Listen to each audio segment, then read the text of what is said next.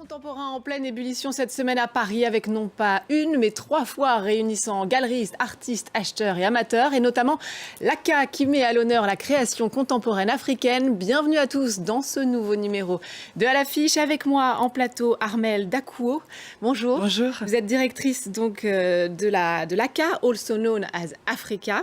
Et puis Papicho Mafolo, vous êtes artiste plasticien, vous êtes justement exposé dans le cadre. Bienvenue à vous sur le plateau de À l'affiche. C'est la 7e édition de l'ACA, cette foire donc dédiée principalement, même uniquement aux scènes africaines d'Afrique et de ses diasporas un peu partout.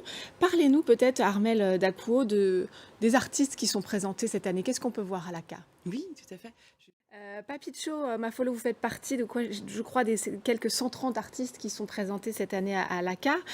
Vous allez nous parler de vos œuvres dans quelques instants, on va regarder des images.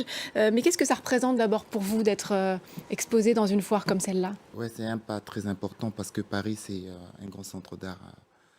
Alors, l'ACA se tient jusqu'au 23 octobre au Carreau du Temple, ici à Paris. On va regarder ce que ça donne en images avec les images de Élodie Radenac. Voilà pour ces images de l'ACA au Carreau du Temple. Papicho, on a vu, je crois, quelques-unes de vos œuvres sur ces images. 3 de vos tableaux sont exposés à l'ACA et puis vous signez une performance pour la clôture. Vous pouvez nous dire un peu quelles sont les thématiques qui traversent ces œuvres? Au fait, Et alors pour la performance de clôture, je crois qu'on a quelques images des costumes que vous avez réalisés uniquement avec des matériaux recyclés, oui, c'est ça? oui, avec du plastique que j'ai récupéré dans des bars à Bruxelles. Qui en a bien besoin, Ouais. on est d'accord. Alors, je me tourne vers vous, Armelle Dakouo, parce que c'est vrai que l'art contemporain, c'est de la créativité, on l'entend ici, mais c'est aussi un marché. Selon le dernier rapport d'Art Media Agency, la valeur des ventes d'art africain contemporain a augmenté de plus de 80%, je crois, atteignant le chiffre record de 76,7 millions d'euros en 2021. Est-ce que l'Afrique, vous diriez, a enfin sa place sur ce marché de l'art contemporain? On le constate, oui, que la visibilité est déjà bien meilleure. Alors l'ACA se tient traditionnellement en même temps de ce qui fut longtemps la FIAC, la Foire internationale d'art contemporain. Après 2 ans d'interruption à cause du Covid, la FIAC a été rachetée par une foire concurrente, Art Basel. L'art contemporain qui envahit les rues et ces si beaux lieux de Paris.